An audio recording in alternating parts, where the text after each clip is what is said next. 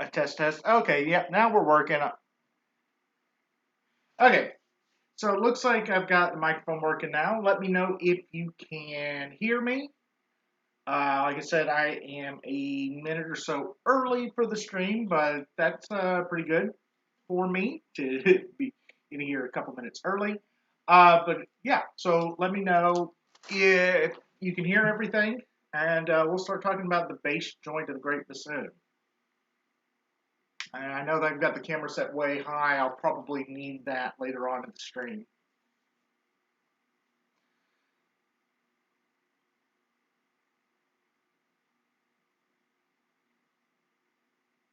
All right, I'll just wait until I've got confirmation that y'all can hear me and everything's good, and then we'll start talking bass joint.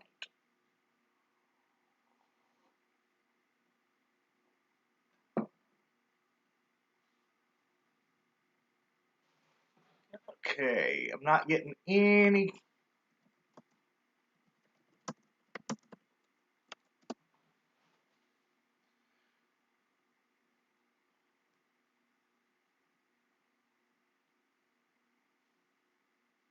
All right. So, like I said, I'm waiting until I get confirmation that the audio is coming back correctly. Okay, good. Thank you, guys. I may just have that much of a lag. All right. So, bass joint. Um, in some of the last updates, I have shown off the bell, and the bell is in really good shape right now. Um, I've got even some prototype keywork on there. This will most likely change at some point, but yeah. So I've got the bell in a really nice state. Now, for those of you who don't know, the bassoon's bass joint is this joint here. It's also called the long joint, and it contains what we would call the extended register of the bassoon, the majority of it anyway. And that's the extended register are essentially the notes below low F. And so the bass joint contains the keywords for D, C, B, B flat, and also low E flat and D flat. So it's all controlled by either the left thumb or the left pinky. So there's a lot of stuff going on the bass joint. And mechanically, it's a pretty simple joint. Um, but ergonomically, it turns out it's not a simple joint at all.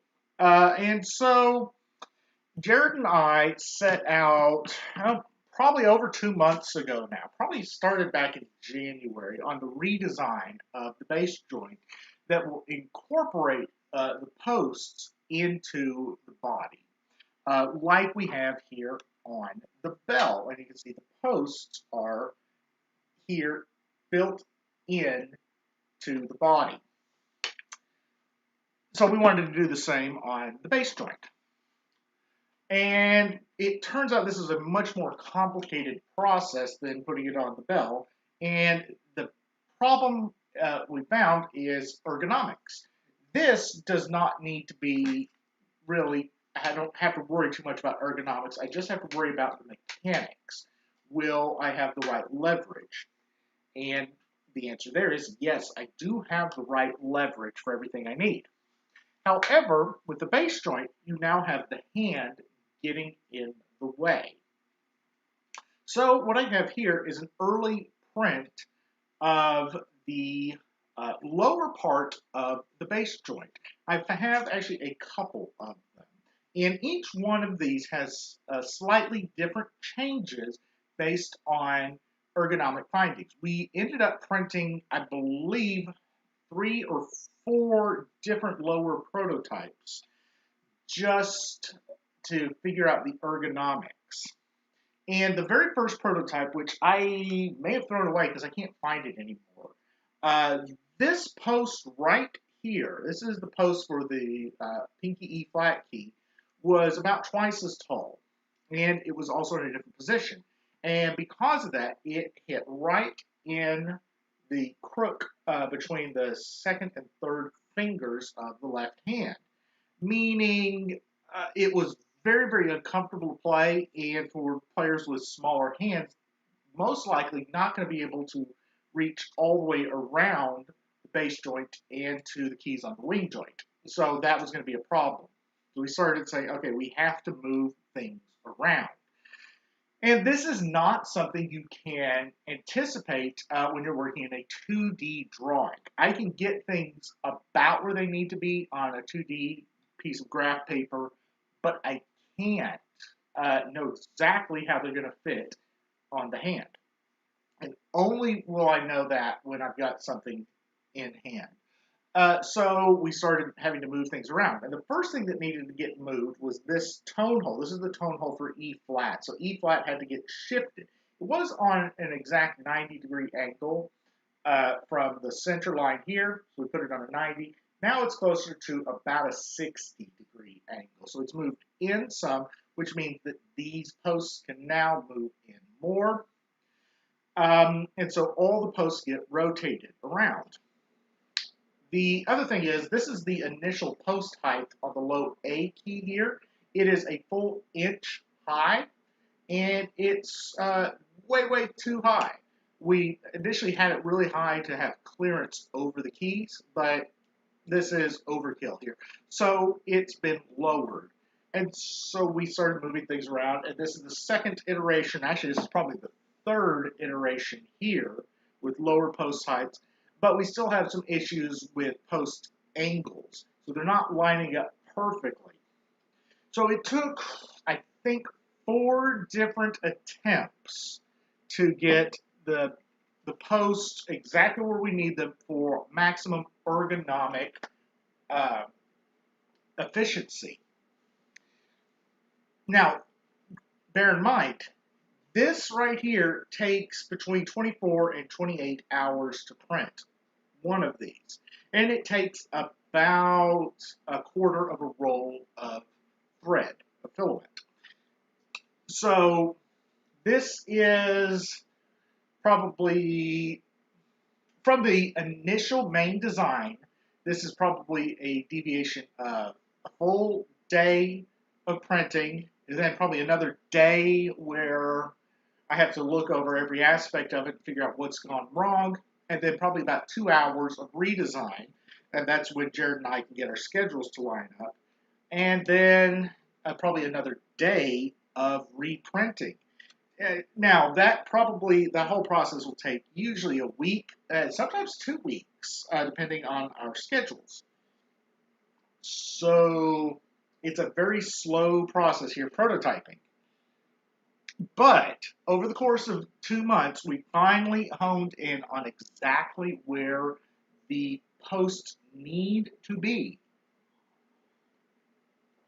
The next step, though, was an unforeseen circumstance and something we did not encounter on the bell. The heat set inserts that we're using on the posts, well, turns out putting them in with heat is not a good idea. I ended up buying 2 separate soldering irons, which is the method you're supposed to use to put these in. So there's a heat set insert in here if you don't know. This is threaded for the screws. Well, once I put the heat on here, the post deformed. And I've got 1 or 2 of these where the posts are just completely bent over because the heat is so much it melts the plastic all the way through, not just around where the inset's supposed to go. So that ended up being a big problem.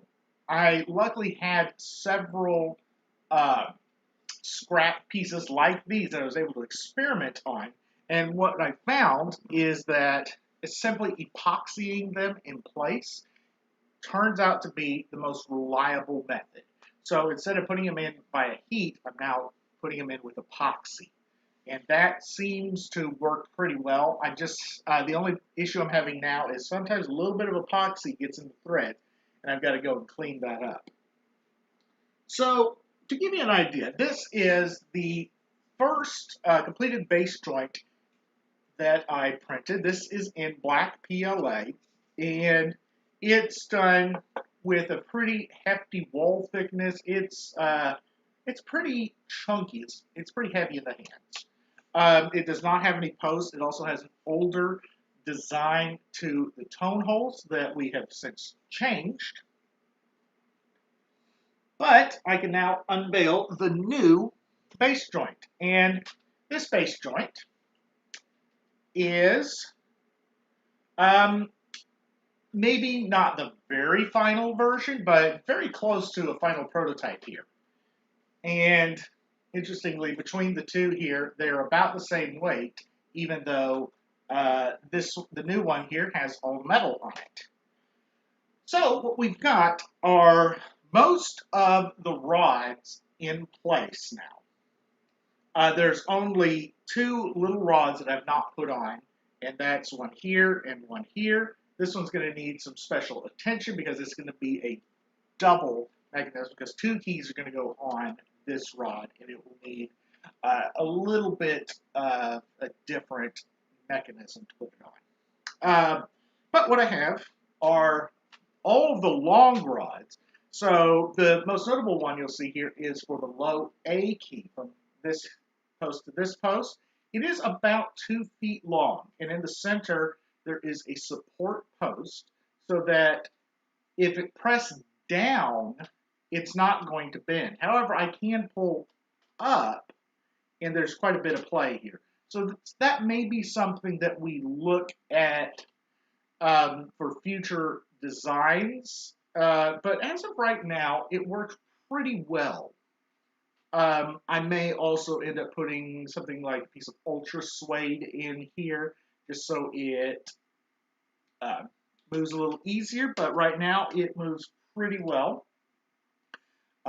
This rod here is for the low D flat, low B flat here. Interestingly, there are a couple that are not found on a standard bassoon. This rod here is an auxiliary low C key. The right thumb is going to have 2 extra keys, one for low D and one for low C. This rod here will go up and hit the low C key, raise it up, down at the very bottom of it, and be able to close the low C. I've also got a little rod here that's going to actuate the low D key.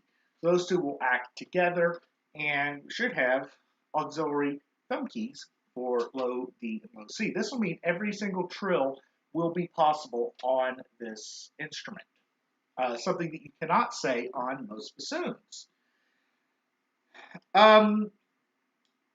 I have done a lot of sanding on here. It is still not fully sanded, but I am so far pretty happy with how it's turned out.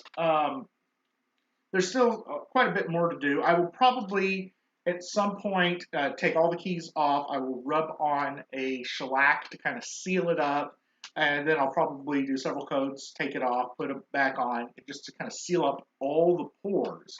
And that will hopefully make this thing a lot more airtight than it already is. It's not bad, but it could be better. In terms of weight, it is a little bit heavier than a bassoon's bass joint. You can see both of them here, but that's to be expected because it is about 25% bigger. Everything's just kind of been stretched out. Now, there will, of course, be more metal on this as I add more and more keys. I can show you now what it looks like with the bell put on. And we've got bass joint and bell, and you can start to see a little bit how the keys are going to align. And in fact, I have older prints down just next to me of the boot and the wing joint, and we can put together a fully assembled instrument.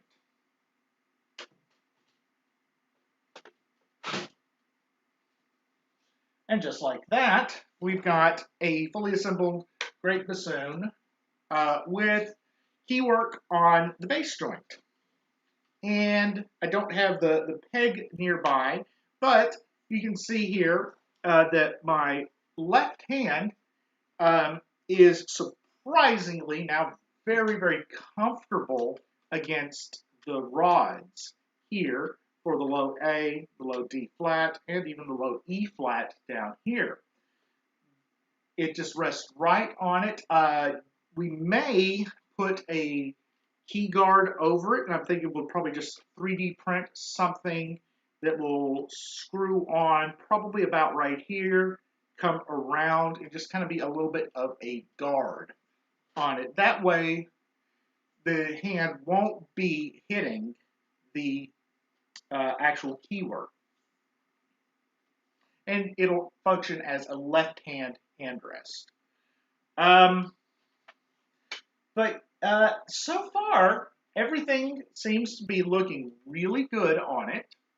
I'm super happy with how it's come out. I have done a lot of work this week on learning how to make the keys. I have ordered some new equipment both last night and today. It's going to make that easier.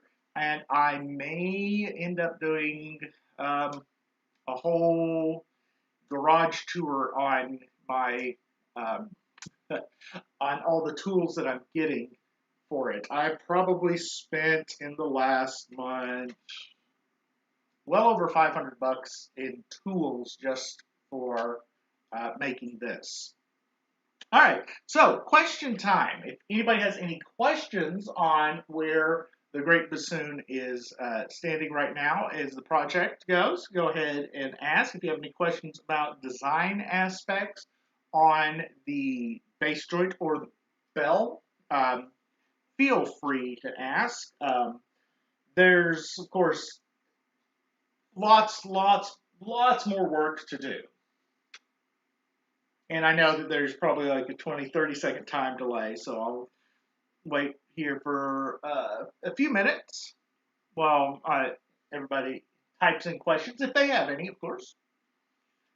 And yes, hey guys, thank you all for watching. I see several familiar faces in the room.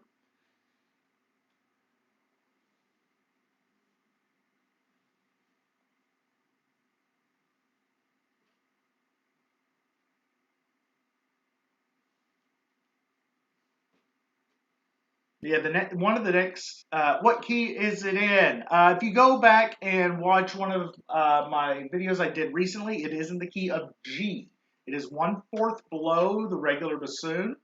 But that really means it's in the key of C because the regular bassoon is in the key of F. So this is in the key of G or really C. It will go down to a written low A sounding E1. It's the bottom note of a 4-string double bass. And how high it goes, that will be an interesting thing to find out once it's fully built. But I have a feeling a nice 4-octave range won't be out of the question.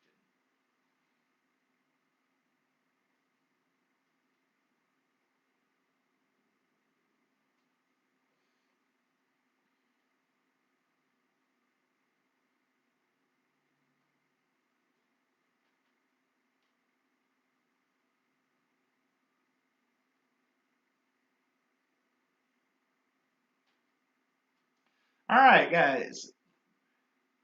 Anybody else have any questions on the project so far? I'll try and put this a little bit closer to the camera so you can see it a little better. It is a little precarious to hold up. It is over 2 meters tall, 6'8".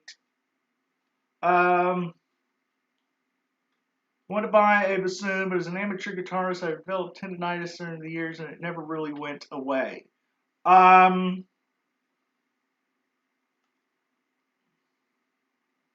Small hands never really are that much of an issue for bassoon.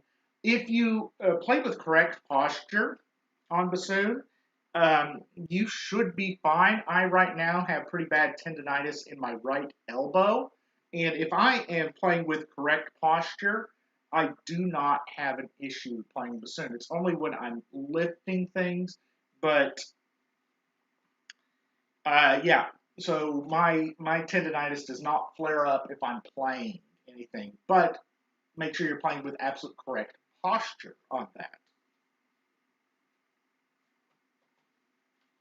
I'll turn it around so you guys can see the pretty side. Um, I will probably at some point in the next day or so put string on the tenon so it's a much tighter fit. This is super wobbly here as well as down here. And that should alleviate a little bit of stress on the instrument. I'm going to go ahead and take the bell off just because it does get pretty heavy up there.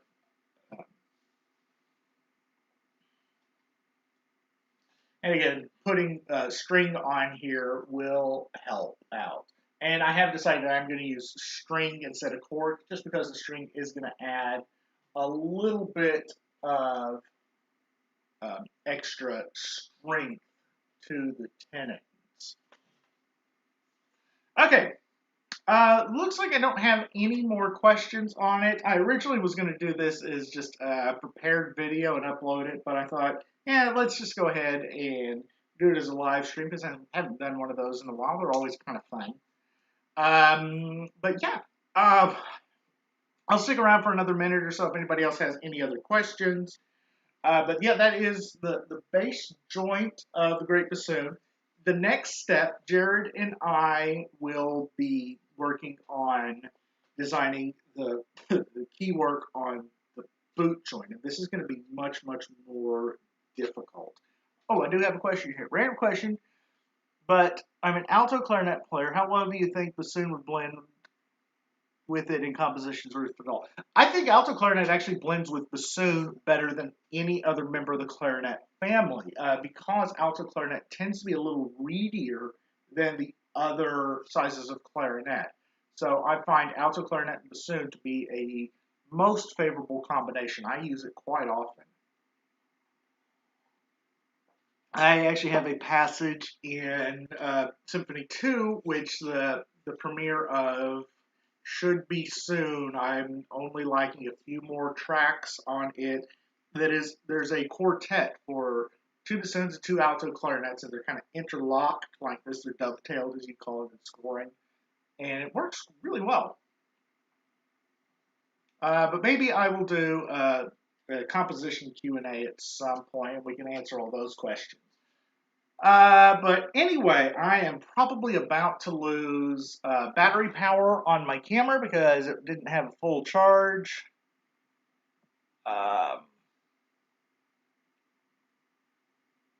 Yep, I am just about to lose battery power, so I'm going to go ahead and end it now. Thank you guys for watching. It's been fun kind of showing off the progress on this. There's still lots more to go, but I will update once we have more work done on it. It may be a couple months before the next update because the next step is going to take a long time.